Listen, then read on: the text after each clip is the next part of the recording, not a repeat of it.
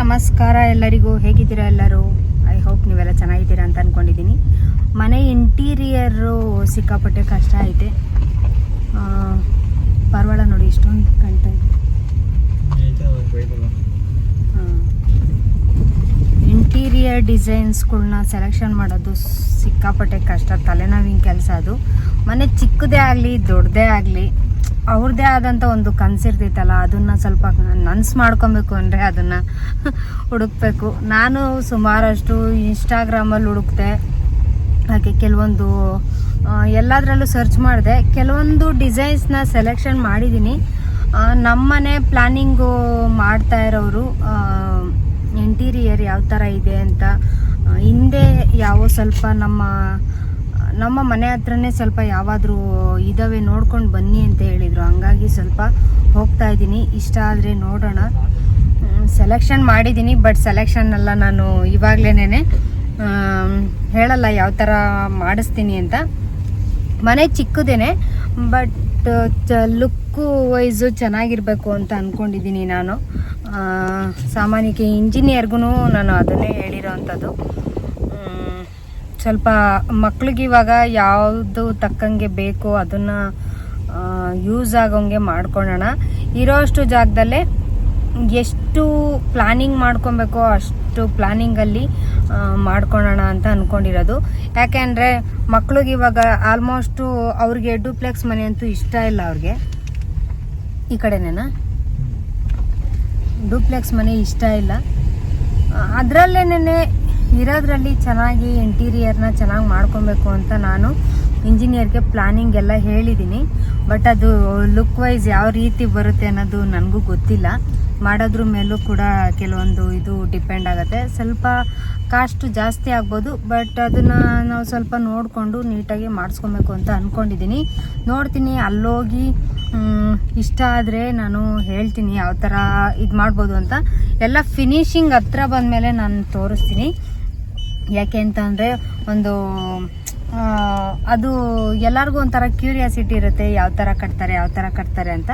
ನಾನು ಅದಕ್ಕೇನೆ ಇದೆಲ್ಲ ಸ್ವಲ್ಪ ಆಲ್ಮೋಸ್ಟ್ ಇನ್ನೇನು ಫಿನಿಶ್ ಆಗ್ತಾ ಬರೋವಾಗ ನಾನು ನಿಮಗೆ ತೋರಿಸ್ತೀನಿ ಅಂತ ಹೇಳ್ತಾ ಮನೆ ಹೋಗ್ತಾ ಇದ್ದೀನಿ. ಅವ್ರ ಮನೆ ಇಲ್ಲೇನಾ, ಇಲ್ಲಿ ಹೋಗಿ ವಿಡಿಯೋನ ಕಂಟಿನ್ಯೂ. ಇಲ್ಲಿ ಬಂದಿದ್ದೀನಿ, ಇಂಟೀರಿಯರ್ನೆಲ್ಲ ನೋಡ್ತಾ ಇದ್ದೀನಿ. ಇದು ಡೂಪ್ಲೆಕ್ಸ್ ಮನೆ. ಡೂಪ್ಲೆಕ್ಸ್ ಮನೆದು ಇಂಟೀರಿಯರ್ ಯಾವ ಥರ ಐತೆ ಅಂತ ಒಂದು ಅಂದಾಜು ನೋಡ್ತಾ ಇದ್ವಿ. ಈಗ ಕೆಳಗಡೆ ಒಂದು ಮನೆ ಇದೆ. ಬಾ ಕೆಳಗಡೆ ಹೋಗೋಣ, ಬರ್ತೀರಾ? ಕೆಳಗಡೆ ಹೋಗಿ ನೋಡ್ತೀವಿ. ಇದು 2 ಫ್ಲೋರ್ ಇರೋ ಅಂಥದ್ದು ಮನೆ. ಕೆಳಗಡೆ ಯಾವ ಥರ ಇರುತ್ತೆ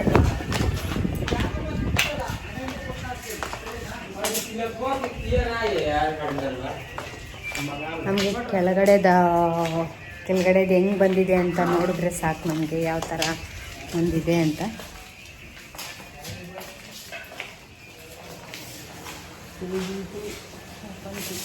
ಸ್ವಲ್ಪ ಕೆಳಗಡೆ 2 ಬೆಡ್ರೂಮ್ ಇರೋವಂಥದ್ದು, ಹಾಗೆ ಮೇಲ್ಗಡೆ ಇರೋವಂಥದ್ದು ಡೂಪ್ಲೆಕ್ಸ್ ಮನೆ ಆಗಿರುತ್ತೆ ಇವ್ರದ್ದು. ಅವರ ಪರಿಚಯ ಇರೋರ್ದು, ಅವರು ತೊಗೊಂಡಿರೋ ಇದರಲ್ಲಿ ಬಂದಿರೋ ಅಂಥದ್ದು. ಇದು ಕೆಲಸ ಮಾಡ್ತಾ ಇದ್ದಾರೆ. ಬಟ್ ಇದೇನಂದರೆ ನಮಗೆ ಫಿನಿಶ್ ಯಾವಾಗ ಆಗುತ್ತೆ, ಫಿನಿಶ್ ಯಾವಾಗ ಆಗುತ್ತಿದ್ದು ಇನ್ನೂ 1-2 ತಿಂಗಳು ಬೇಕು.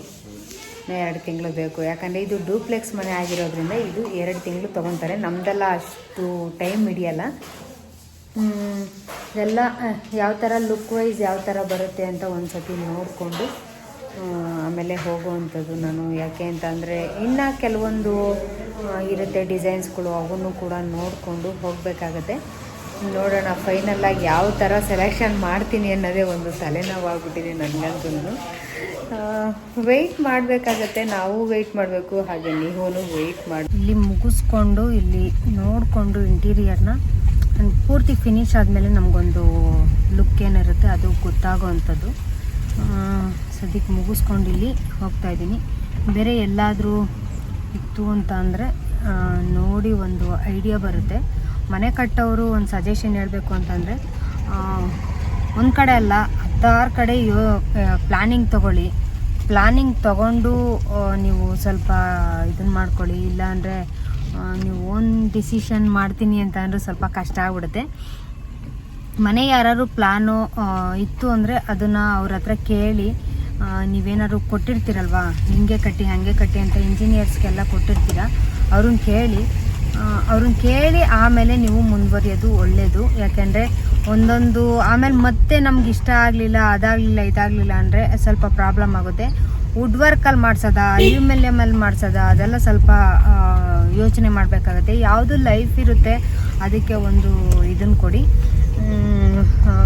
ಮಂಚ ಇರ್ಬೋದು, ಒಳಗಡೆ ನೀವು ಒಂದು ಏನೇ ಆಗಿರ್ಬೋದು ಅದನ್ನು ನೀವು ನೋಡಿಕೊಂಡು ಮಾಡಿಸ್ಕೊಳ್ಳಿ ಅಂತ ಹೇಳ್ತಾ ಇದು ನನ್ನ ಸಜೆಷನ್ ಆಗಿರುತ್ತೆ. ಹಾಗೆ ಇನ್ನು ಯಾವುದಾದ್ರೂ ಎಲ್ಲಾದರೂ ಇತ್ತು ಅಂತ ಅಂದರೆ ನಾನು ಹೋಗಿ ವಿಡಿಯೋನ ಕೂಡ ಮಾಡ್ಕೊತೀನಿ. ಯಾಕೆಂದರೆ ನನಗೂ ಕೂಡ ಯೂಸ್ ಆಗುತ್ತೆ.